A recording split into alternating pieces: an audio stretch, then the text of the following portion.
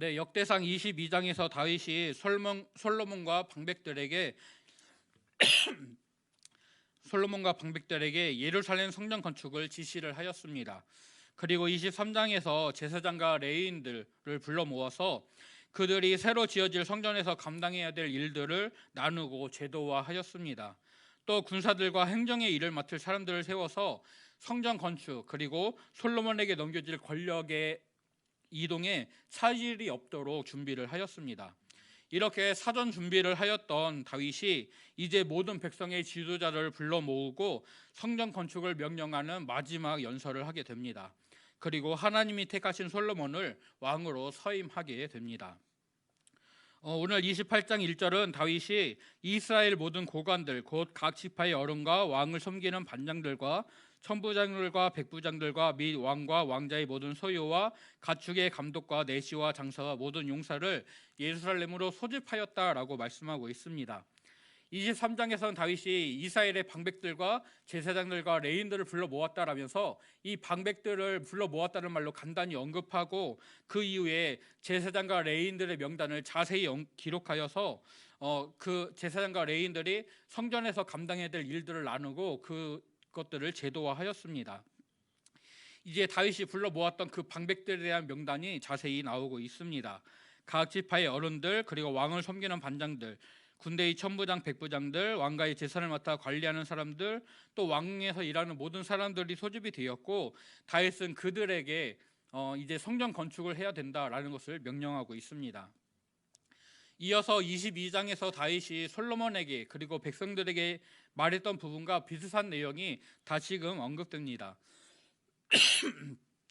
다윗이 성전을 지으려는 마음이 있었고 그런 열심이 있어서 준비까지 다 하였는데 하나님께서는 다윗이 피를 많이 흘렸기 때문에 전쟁을 많이 하였기 때문에 성전을 지을 수 없다라고 하셨습니다.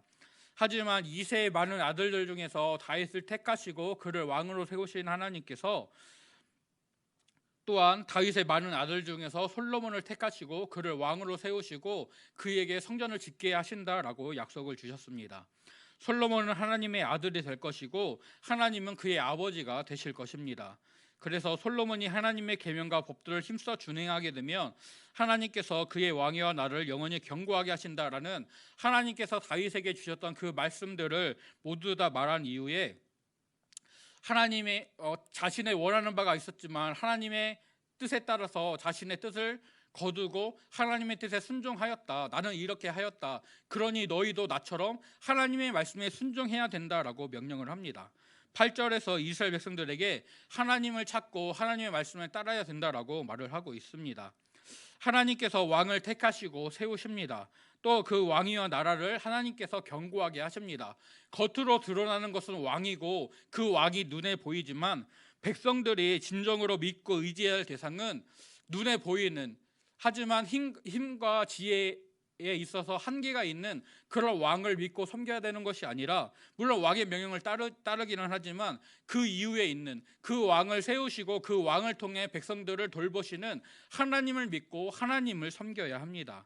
그래서 다윗은 백성들이 하나님 여호와의 모든 계명을 구하여 지켜야 한다라고 그들에게 맹세를 시키고 있습니다. 백성들이 한 분 하나님을 찾고 바라고 순종하게 될 때 그들은 하나님이 주신 이 아름다운 땅에서 그것을 누리게 되고 또 그들의 후손에게 이 아름다운 땅을 영원한 유산으로 남겨주게 될 것입니다. 이렇게 백성들에게 하나님께 순종해야 된다라고 명령한 다윗이 솔로몬에게도 같은 명령을 주고 있습니다.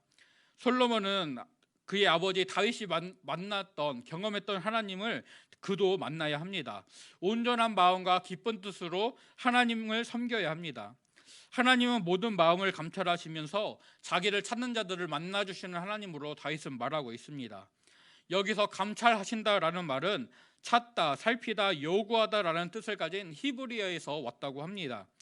하나님께서 솔로몬의 마음을 찾으시고 요구하신다는 것입니다. 솔로몬이 하나님의 이런 찾으심과 요구에 반응하여서 솔로몬도 하나님을 찾게 될 때 하나님은 솔로몬을 만나주시고 그에게 약속하신 그에게 말씀하신 복들을 온전히 누리게 하실 것입니다. 그렇지 않다면 하나님도 솔로몬을 찾으시던 그 마음을 거두시고 그를 버리게 될 것입니다. 다윗 전에 사울이 이렇게 하나님의 명령에 순종하지 않을 때 그가 하나님이 찾으시는 그 마음을 거절했던 것이고, 이는 하나님을 버린 것이 되었습니다. 그래서 하나님도 그를 버리시고 그가 하나님의 형벌을 받아 전쟁터에서 죽임을 당하게 됩니다. 이것처럼 솔로몬이 하나님의 말씀을 지키지 않는다면 그도 하나님께 버림을 받게 될 것이고, 하나님이 솔로몬에게 약속하셨던 함께 하시겠다는 약속, 그의 아버지가 되시겠다는 말씀, 또 그 나라와 왕위를 영원히 견고하게 하시겠다던 그 약속이 모두 무용지물이 될 것입니다.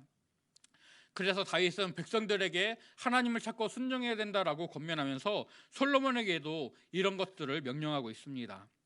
자신의 마지막 연설에서 하나님이 이스라엘의 왕을 택하고 세우신다, 그러므로 하나님이 진짜 왕이시고 진짜 통치자이시다라는 것을 다윗은 드러내고 있습니다. 그러면서 백성들과 솔로몬에게 하나님만을 찾고 그 명령을 온전히 순종해야 된다는 것을 명령합니다. 특히 백성들이 소집되어 있는 그 공개적인 장소에서 솔로몬에게 너는 하나님의 명령에 순종해야 된다, 여호와를 찾아야 된다라고 솔로몬에게 요구하는 것은 이 하나님의 말씀, 하나님의 명령에 대해 왕이 먼저 모범을 보이면서 순종해야 된다라는 것을 솔로몬에게 그 책임을 요구하고 있는 것입니다. 이스라엘의 왕은 하나님의 대리자로 세워져야 합니다. 즉 자기 나라를 자기 뜻대로 이루어갈 자기 나라를 그 땅에 세우는 것이 아니라 하나님의 나라를 세워가고 돌봐야 하는 것입니다.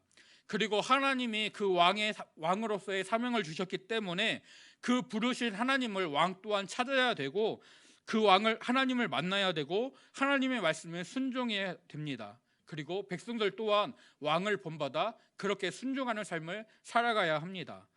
이렇게 다윗의 말을 통하여서 우리는 오늘 나를 택하시고 부르시는 그 하나님을 다시금 바라보게 됩니다. 하나님께서 오늘 우리의 마음을 찾으시고 요구하십니다. 우리가 하나님의 찾으심에 반응하여서 우리 또한 하나님을 찾게 될 때, 하나님이 우리를 만나 주시고 우리를 위해 계획하시고 예비하셨던 그 하나님의 뜻과 말씀과 은혜와 복을 온전히 누리게 하실 줄로 믿습니다. 하나님이 우리를 부르신 것, 또 나에게 사명을 맡기신 것을 우리가 기억하고 하나님을 찾으면서 동행하여서 하나님의 뜻하신 바를 온전히 이뤄나가는 저와 성도님들이 되시기를 간절히 소원합니다. 순종을 명령하는 이 첫 번째 연설을 마친 이후에 다윗이 솔로몬에게 성전 건축의 설계도를 넘겨주게 됩니다. 건물의 설계도와 또 성전에서 봉사할 사람들의 조직도, 그리고 성전 기구들을 만들 금과 은의 무게까지도 다윗은 다 준비를 하였었고, 이제 솔로몬에게 그것을 넘겨주면서 그대로 시행해야 된다라고 명령하고 있습니다. 그리고 19절에서 다윗은 여호와의 손이 내게 임하여 이 모든 일의 설계를 그려서 나에게 알려주셨다라고 말을 합니다. 이 구절은 모세의 성막 건설을 생각나게 하는데요, 출애굽기 25장 9절 말씀을 보면 하나님께서 모세에게 물은 내가 내게 보이는 모양대로 장막을 짓고 기구들도 그 모양을 따라 지을지니라 라고 말씀하셨습니다. 그리고 부살렐과 올리압에게 하나님의 영으로 충만하게 하시고 지혜를 주셔서 이 일들을 능히 감당할 수 있도록 인도해 주셨습니다. 성막에 대한 설계와 그 양식이 모세에게 주어지고, 또 모세가 하나님께 받은 그것을 부살렐에게 전해 주어서 이 성막이 아름답게 지어지게 됐던 것처럼 성전에 대한 설계가 다윗에게 주어지게 되고, 다윗이 그것을 솔로몬에게 전달하여서 솔로몬이 그 성전을 그 하나님이 주신 그 설계도대로, 그 양식대로 짓게 됩니다. 모세가 아론과 그의 아들들을 제사장으로 세웠던 것처럼 다윗은 아론의 후손들을 제사장으로 세우고 있고, 또 다른 레위인들을 그 아론의 후손 제사장들을 돕는 일을 하도록 조직하고 정비하게 됩니다. 성막의 경우처럼 이 성전의 설계도가 자세히 언급되고 있지는 않지만 이 모든 것은 하나님의 손이 다윗에게 임하여 알려주신 것이다 라고 이 말씀은 분명히 알려주고 있습니다.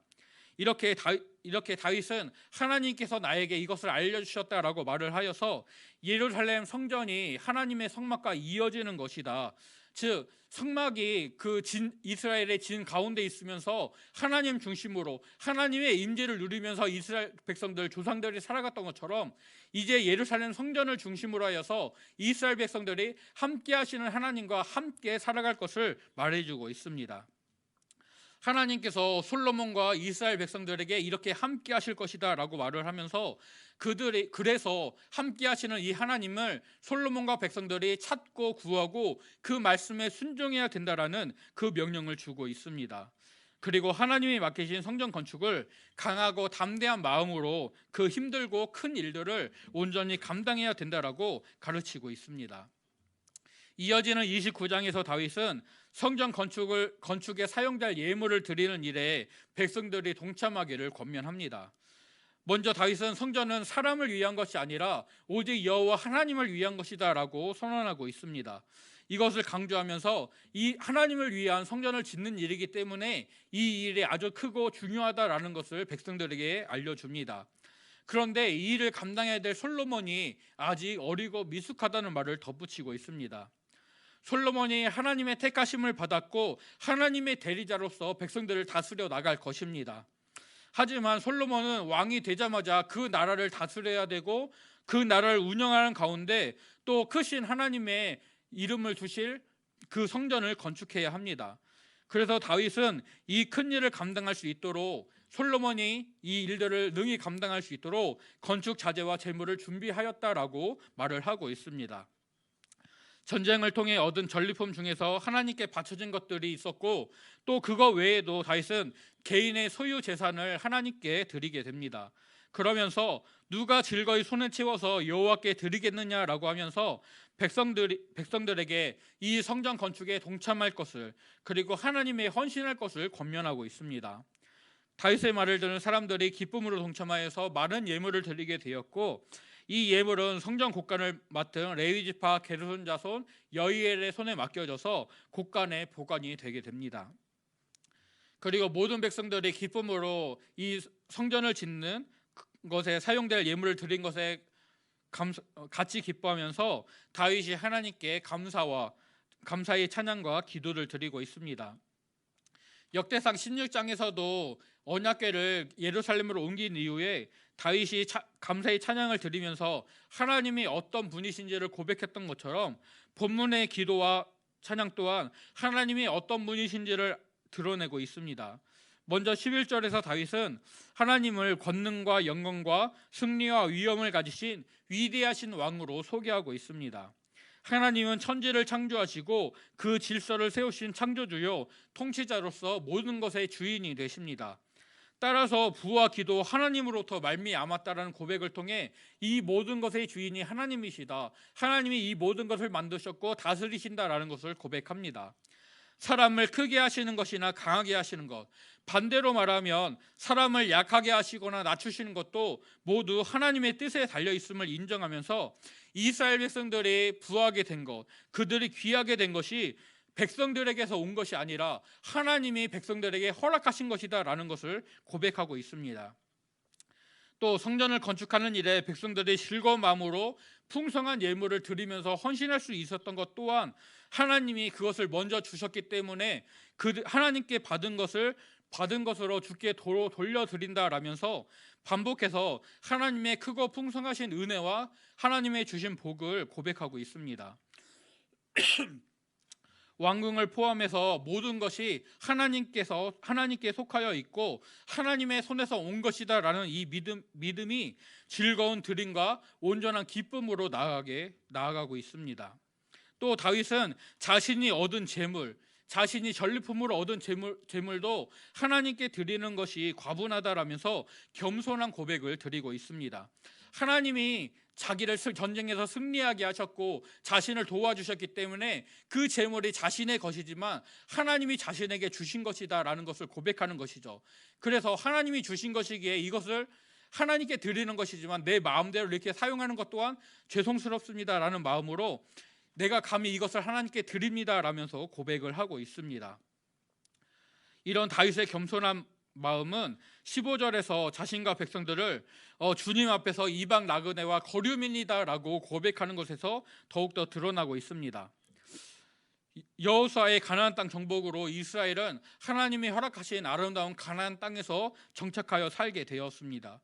또 하나님의 안식을 이스라엘에 가져오게 된 다윗 왕을 통하여서 아라바와 산지와 평지와 내겝과 해변과 가나안 족속의 땅과 레바논과 큰 강 유브라데까지 그들의 지경이 넓어지게 되었습니다. 그런데도 다윗은 우리가 이 땅의 주인입니다라고 말하는 것이 아니라 우리는 이방 나그네고 거류민입니다. 세상에 있는 날이 그림자 같아서 우리에게는 희망이 없습니다라고 고백하고 있습니다.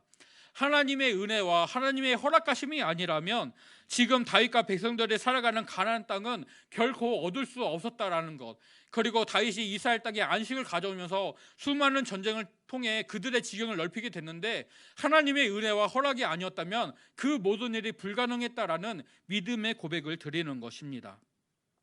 또 다윗을 통하여서 하나님께서 이스라엘의 번영의 시기를 열어주셨는데 이것이 결코 오래갈 수 없고 영원하지 않다는 것을 인정하는 믿음의 고백이고, 이스라엘의 평안과 소망은 오직 만물의 주제이신 하나님의 손에 달려 있다라는 그런 확신의 고백을 다윗은 드리고 있습니다.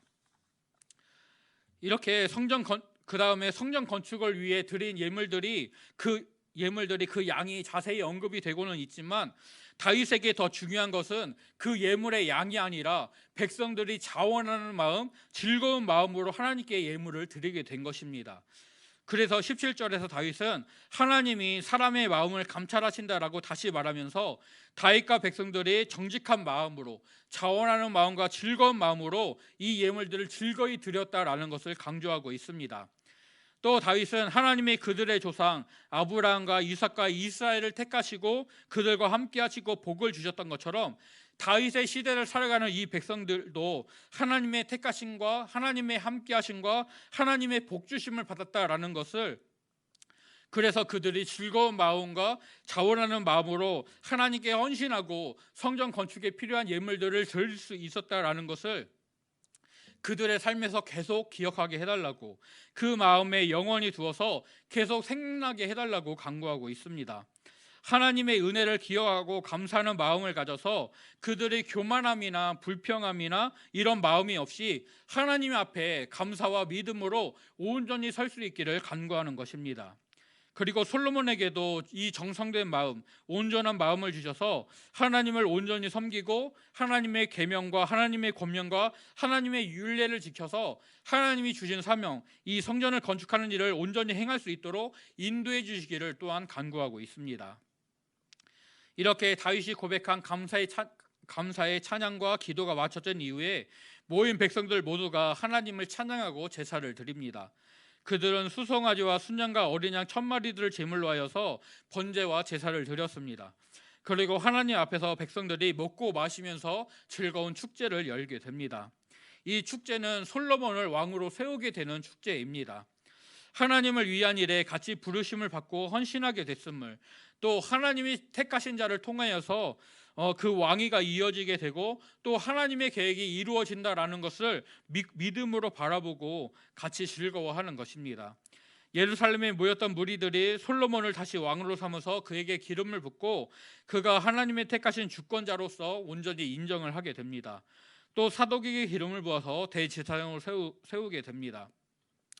솔로몬이 다윗의 뒤를 이어서 왕으로 세워지게 될 때 온 이스라엘은 그의 명령에 순종하였고 방백과 용사와 이복 형제들 모두가 솔로몬을 그들의 왕으로 인정하고 복종하였습니다.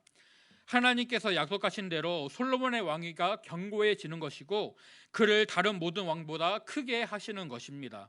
어리고 미숙했던 솔로몬이 이제 하나님의 성전을 건축하는 큰 일을 감당할 수 있도록 모든 백성들의 인정을 받는 큰 왕, 뛰어난 왕으로 세워지는 것을 오늘 말씀은 증거하고 있습니다.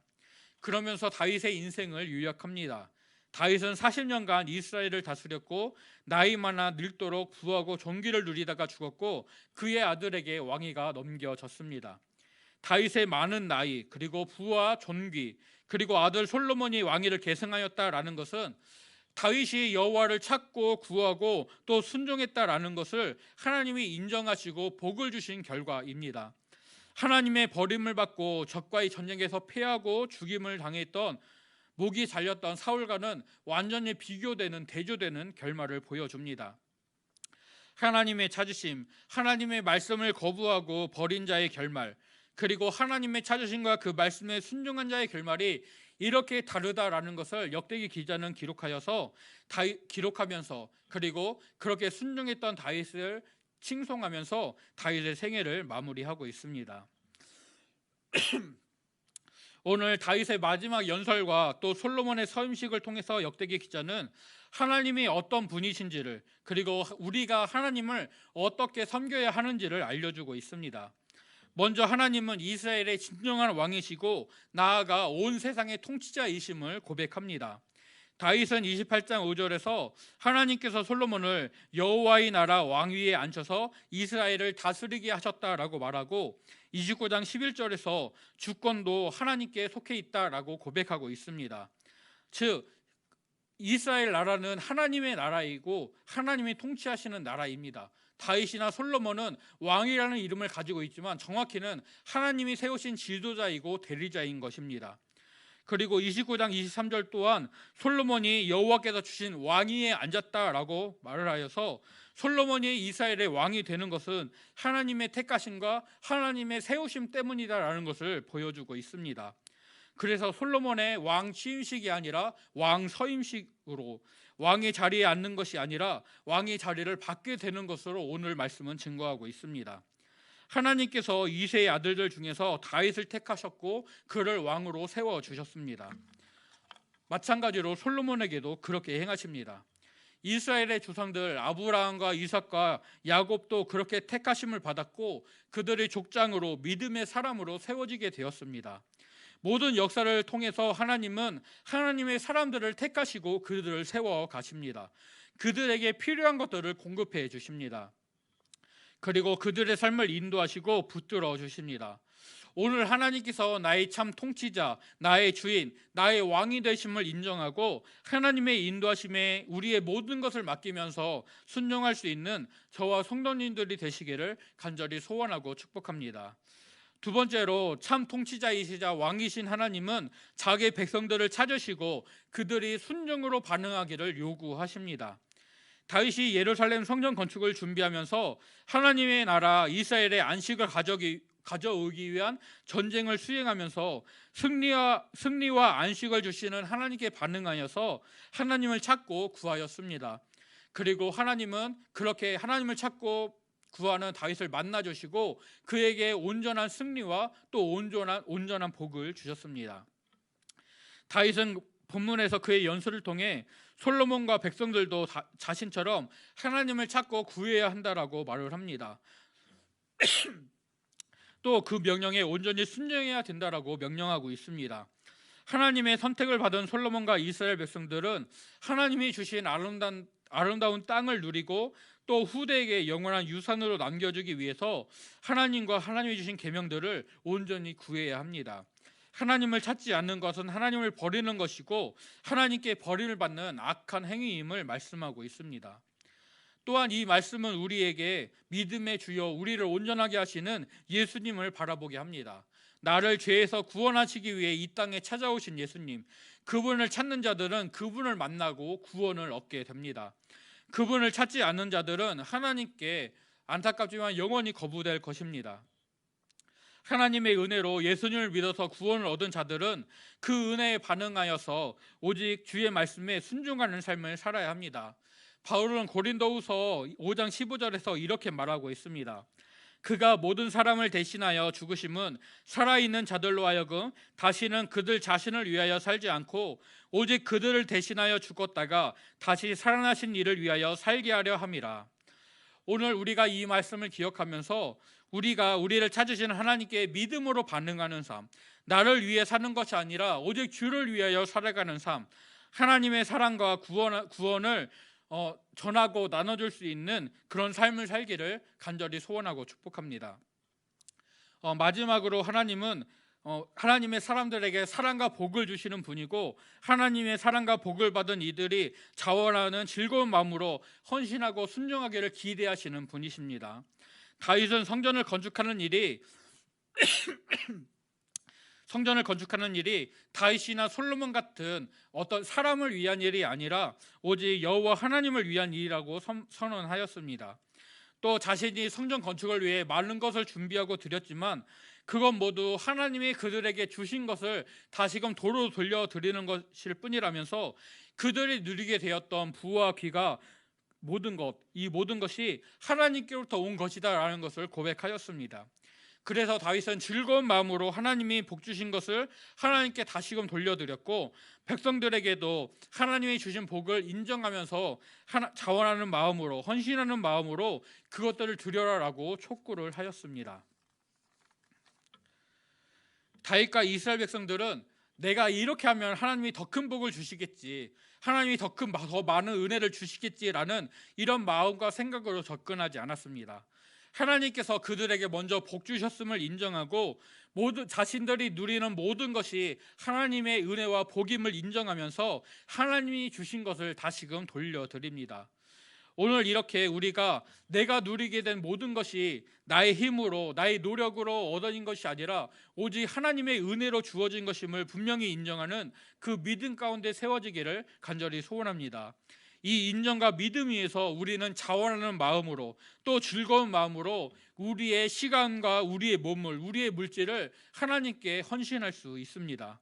주님께 드리고 헌신하고 순종하는 일이 우리에게 억지나 괴로움이나 힘듦이 아니라 하나님께 받은 은혜와 복에 감사하는 반응으로 하나님과 동행하는 그 믿음 가운데 온전히 이루어지게 되기를 간절히 소원하고 축복합니다.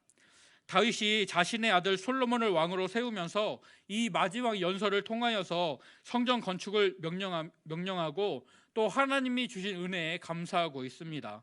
솔로몬이 왕이 되었을 때 솔로몬의 사명인 성전 건축이 방해받지 않도록 성전과 왕국의 질서와 그 제도를 조직하고 정비하고 미리 준비합니다. 하나님께 받은 복을 되새기면서 하나님께 감사하는 고백을 드리고 있습니다. 오늘 우리가 다윗의 이 고백들, 그리고 다윗의 마지막을 기억하면서 나의 주인 되신 하나님을 인정하고 또 감사하면서 그 앞에 억지나 괴로움이나 힘듦이 아니라 오직 감사하는 가운데 동행할 수 있는 온전한 헌신과 순종으로 나아갈 수 있는 저와 성도님들이 되시기를 간절히 소원하고 축복합니다.